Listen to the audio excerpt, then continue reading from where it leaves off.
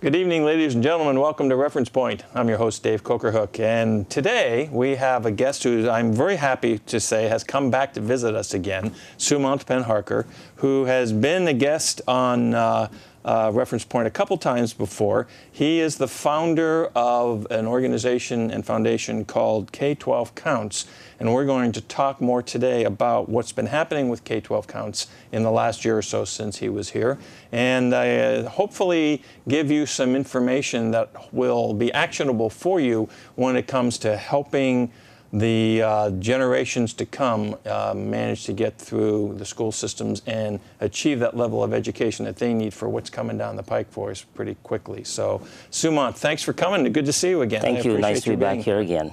Thank you, Dave. So tell us, why don't we start out with, it's been a while since you've been here, and I can't say how many folks had seen some of our earlier shows. So could you just give us a quick thumbnail sketch again about what is K12 Counts and what is it that you folks are striving to accomplish? So on a high level, what we're looking to do is to break the low academic outcomes in our education system permanently in a single generation. Okay. So that's quite a big goal that we have set for ourselves, but we are quite convinced as a team that we will be able to pull that off. So that implies, well, it doesn't imply, it's built on the concept that there is a systemic problem of some type, and that the level of education or knowledge transfer to the youth today in the United States may not be what it should be or needs to be. And I'm guessing that's why K12 Counts is there. So that's right. Could you expound on that a little bit? Sure. Dave, I'm going to digress for just a second. I wrote this book 15 years ago. It's called Raising Yourself, Making the Right Choices. Yeah. It's for ages 10 to 15. And maximum feedback that I received on the book for the last 15 years has been from parents and adults writing that they're learning something new from this book. Okay. So that is a problem, because if the parents are learning something new from a book that's written for such a young age audience, then the next question is, what are they doing for their own children? And so that got me thinking that perhaps the reason a lot of students fall behind is perhaps because they don't get the right guidance from their own home. Got it. And I think you hit on a key point there that I think many folks have seen in this concept of falling behind. Where a student is not keeping pace with whatever level, whether it's reading or mathematics or whatever it happens to be.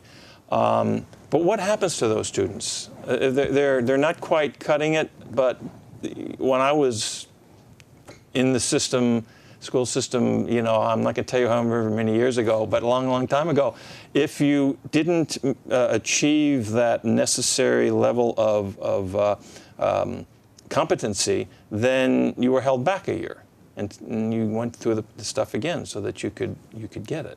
Really? They actually did that here? Because they're not doing that anymore now. Well, this was like 50 years ago. Well, the students are aging out now. They're not necessarily at the grade level when they so-called finish high school or basically graduate out of high school.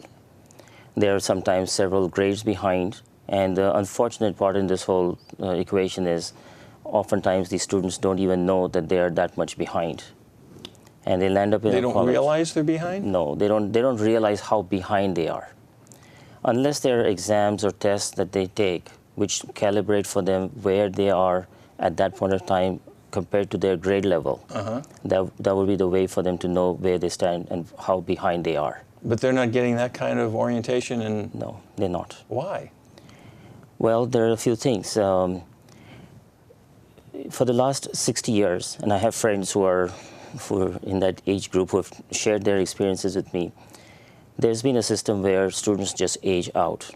So in 1956, a friend of mine graduated out of high school, went to San Francisco City College to enroll for some post-secondary education. They gave him a test, just an entrance test, and he failed. And he was wondering, nobody in his school had ever told him or his class that he's not doing well. So for him, that was quite a shock. And so he asked to be retested. He failed again. Oh. And at this point in time, he had a conversation with the dean and asked the dean, what is it that I need to do to get up to speed? So they gave him some recommendations, said, do summer school, come back, we'll test you again in fall, and if you've caught up, will admit you to the program. Wow. But this is going back to 1956. 1956? Yes. Wow. Okay. And I'm going to show you something. This is a letter to the editor, or the op-ed piece. Unified should approve Promise Academy. Okay. Well, the author of this article writes here, my parents worked hard all their lives, mom in the fields growing up, dad a laborer. When it came to school, they couldn't help us much with basically homework. Right.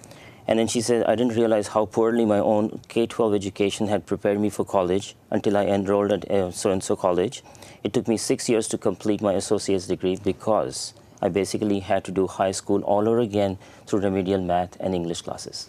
So is this type of situation something that is, based on what you read and something that you read there, I got the impression that the author was maybe a first-generation American, and her parents may have been immigrants, and so they were, maybe laborers of some type or something like that. So, you're working all day and gazillions of hours, and maybe you don't have the opportunity, the energy, the whatever to be able to help. Is that a problem that is faced by people who have that kind of situation, or is this problem broader than that? It's broader than that, and I'll share something else with you. My team at K12 Counts, we had a staff of 5 at a predetermined time at a local high school in San Jose. We had excellent support from the school system, from that particular high school. We were there on a Wednesday afternoon at 4:30. We had an appointment with a mom who had filled out a survey telling us that her daughter's several grades behind in reading in English. This is in high school. So at a predetermined time, there were 5 of us. A couple of our faculty that was with us is also fluent in Spanish. So it's not that we didn't have somebody who didn't speak the language and all that stuff. And at 4:30, our appointment was 4:30. At 5 o'clock, no show. So we called the mom. And the mom says, oh, we can't make it today. We are at the Great America Amusement Park. And I was thinking, seriously, there are 5 of us who've braved 680 and 280 South traffic. You try doing that at 3:30 in the afternoon on any day, really, going to East San Jose. And you do a no-show, and you have filled out a form, our survey forms, telling us that your daughter is several grades behind. So in that one stroke, she has done several things. First and foremost, she has actually automatically canceled any rights for a person like this to write and say that, hey, I got lousy education from the school system. Because if an outside agency is there to help her out, so are a lot of agencies on the school campus. Now, there are a lot of programs that are in place, are there not, in both elementary, middle school, and high school to try to assist students who are not keeping pace with whatever the curriculum is. But how heavily are they utilized? Not much. Why? Not much. It's incredible, and that they're not utilized. And I will tell you something, the way to get these parents to get engaged is to introduce some sense of urgency. And to introduce that sense. So that's when I realized, I was sitting there saying, I spent 20 years researching why schools or why these children fall behind. And at that time, it just dawned on me that there is no sense of urgency.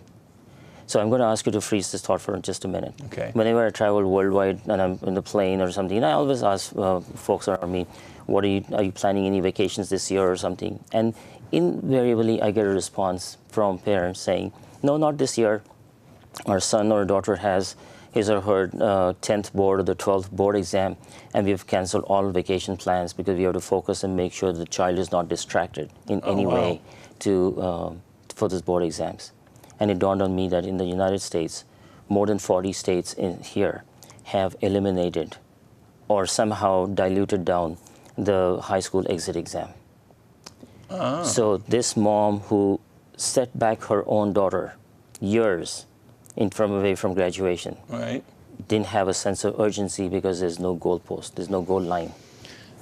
Well, one of the things that comes to mind to me that could be problematic impact is the fact that there's so much technological advancement that's going on today, more than we've seen. I mean, the rapid pace of technological change is only accelerating.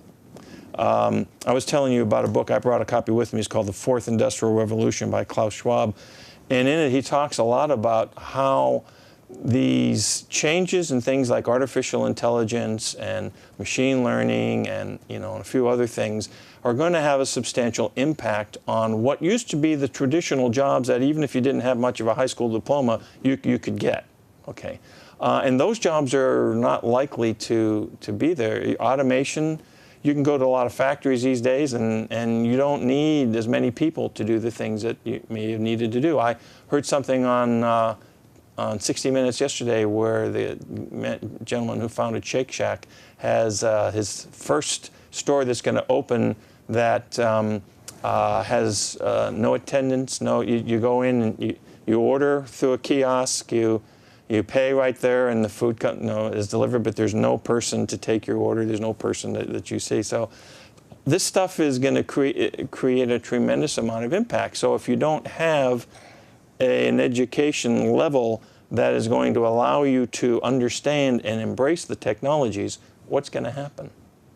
Well, a few things. First and foremost, the first thing that revolutionized this country was the internet. That really affected hugely how the workforce is now, or the work, let's say, the workers that are needed. That part, that demand has now been met with the internet. Because with a click, you get somebody in any other part of the world to help you out. Right. The next one up is automation and artificial intelligence. Coincidentally, I was attending a program at Stanford just last Friday on workforce and learning pathways in the period of dynamic change. Yeah. And it's very interesting how they were also talking about automation. And they were talking about attorneys who are graduating out of law school. They normally do a clerkship, and they do some research work for the senior staff. That's going to go away. That's going away quite a bit, because with artificial intelligence and automation, somebody can go through 2 million records within seconds. That's right. And they get all the information that they need, and it's through machine learning. Wow. So these attorneys are now finding it harder and harder to get those kind of positions. Amazing. I didn't even answer your question about this working in a restaurant and those kind of jobs, because those are repeatable jobs and they can be automated much quicker. Exactly. But here you have somebody on a platform where they spend some time in educating themselves, and where are they going to get that practical training? Wow. Okay, well, I want to circle back into how K12 Counts fits into this picture, because we've already established that there are programs that exist for students, for parents, for schools to try to help the youth. So what is K12 Counts bringing to the table that's different? So based on this experience of having written this book and having received that feedback that parents are learning something new from this book, what I would like to do through K12 Counts is to ideally match a college-educated parent with a parent in the community and teach them effective parenting skills. So this mom who blew us off completely and didn't show up for her appointment and set her daughter back, that would be highly unlikely that would happen if she's part of our program. Now, unfortunately, these folks did not engage with us because there's no urgency. There's no goal post, goal line. And so it's like, okay, we'll just take it as it comes kind of a thing. You're there, that's great. If you can make use of services, that's great. So a couple of thoughts come to mind. One, as far as the goalpost or the endpoint, having the high school exit exam, I understand how that impacts it. Do the youth, or maybe even the parents of these age students, do they recognize what's happening in terms of the changes in the environment, in technology and everything that's going to impact whether or not their son or daughter is going to have a job at the factory next year? I mean, no, do they get it? unfortunately, they're not yet getting that. Because if they were getting it, they would be very serious about looking at what the trends are.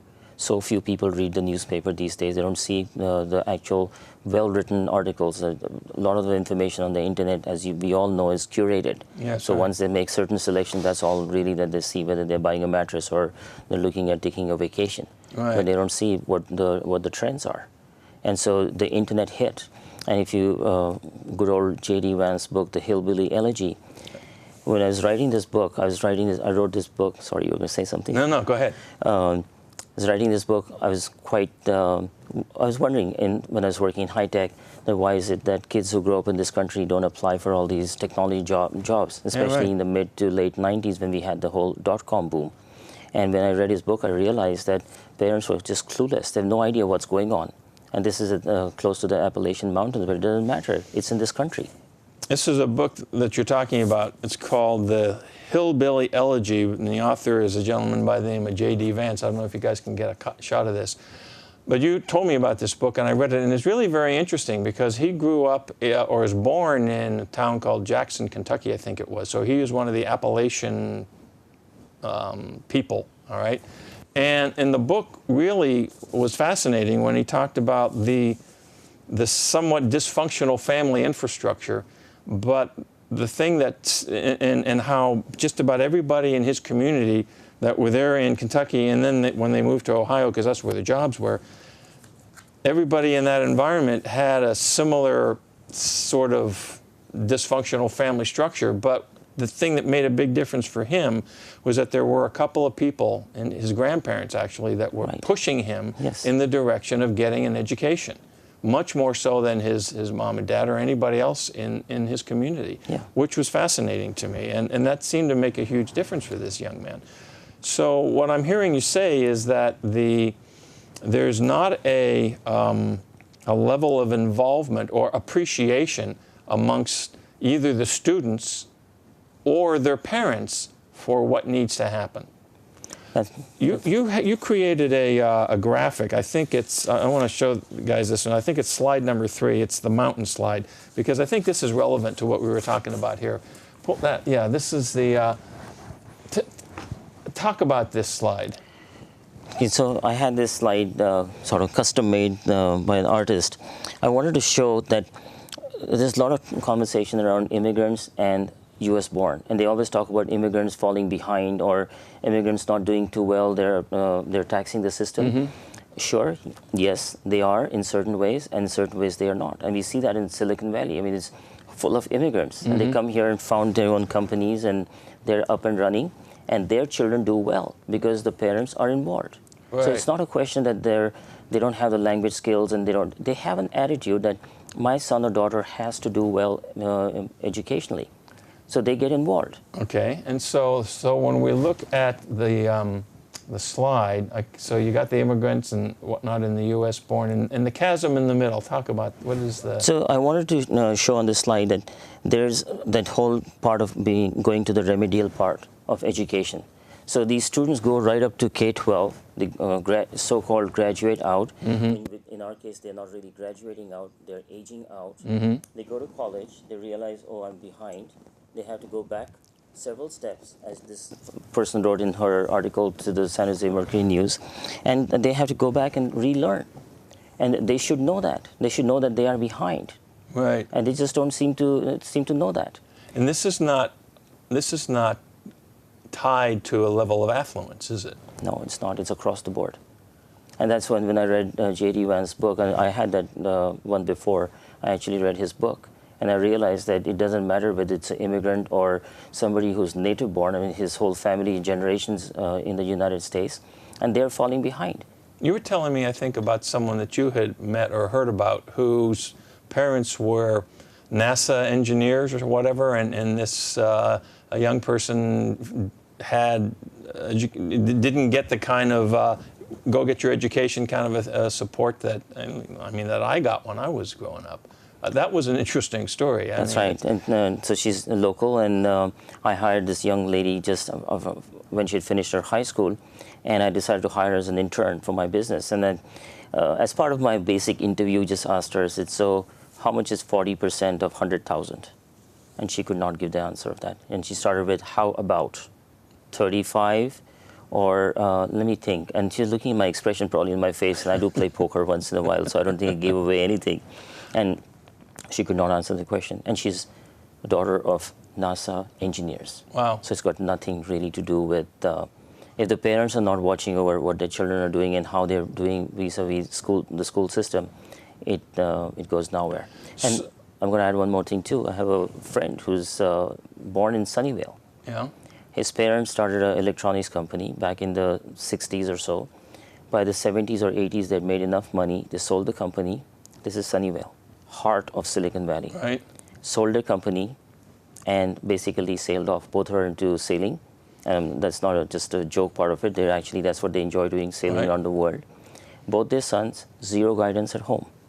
And Paul, I have his permission to use his name and also permission to write a story on him, which I did on LinkedIn, basically got no guidance. So what does he do? He works as a notary. That's a job that's going to go away pretty soon.